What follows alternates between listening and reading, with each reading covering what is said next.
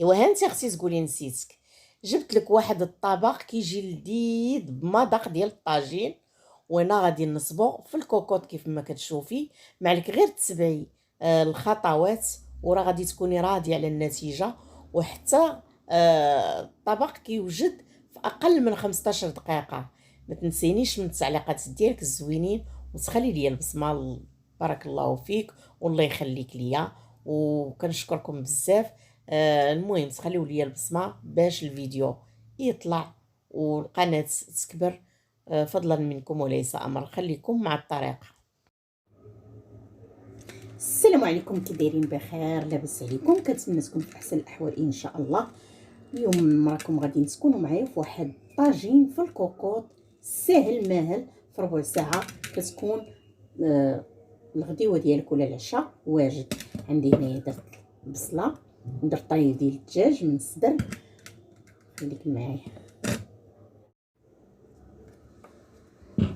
عندي هنايا شويه ديال اللوبيا نقيتها، وغادي نزيد عليها واحد شويه ديال البطاطا انا غير بوحدي. المهم كتجي لذيذه بحال ديال الطاجين تماما، غير هذه فيها الوقت قصير سواء باللحم او بالدجاج. انا عندي غير طريف ديال الدجاج، ما تناكلش اللحم بزاف. صافي خليكم معايا. عندي هنايا البطاط كما قلت لكم اللوبيا غادي نلوحها فوق الدجاج مباشره. غادي نوريكم الدجاج والبصله، باقا ما دايره لا زيت لا حتى حاجه. صافي وغادي نزيد عليهم ديك البطاطا.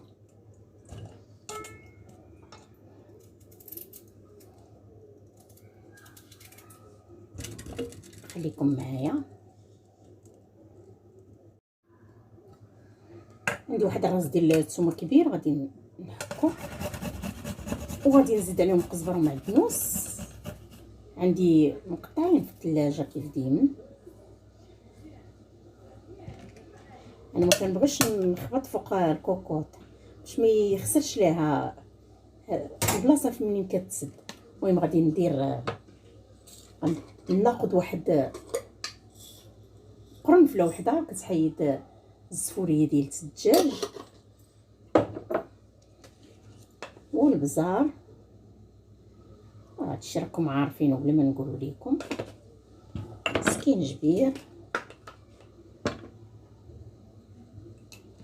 سكينجبير مع كيكون العويدات ديالو فيهم بحال الزغب، كنشدو كنغربلو. البنات انا بعدا كيعيفني.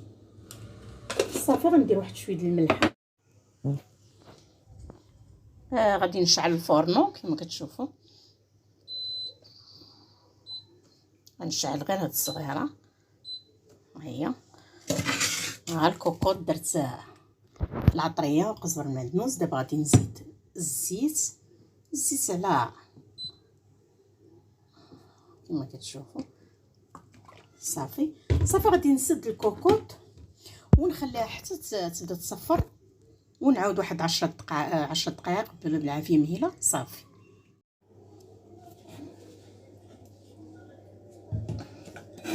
طبسين معلقه كبيره، وغادي نحط هاد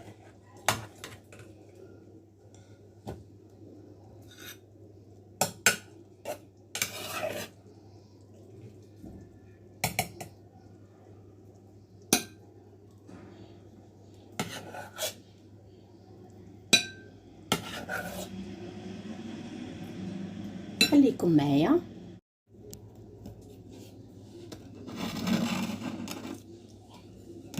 كيفاش دير كيطيب بالماء ديال الخضره، ما داك الماء اللي كطلق البصيله اللي نصبت بها، والماء ديال اللوبيا والدجاج حتى هو، وحتى اللحيمه اللي درتيها نفس الشيء.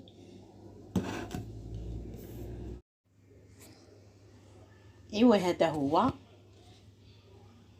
الطبق ديالي ديال اليوم. هذا هو الغدا ديالي. انا يلاه نتغدى، ما نتغداش بكري بالربعه.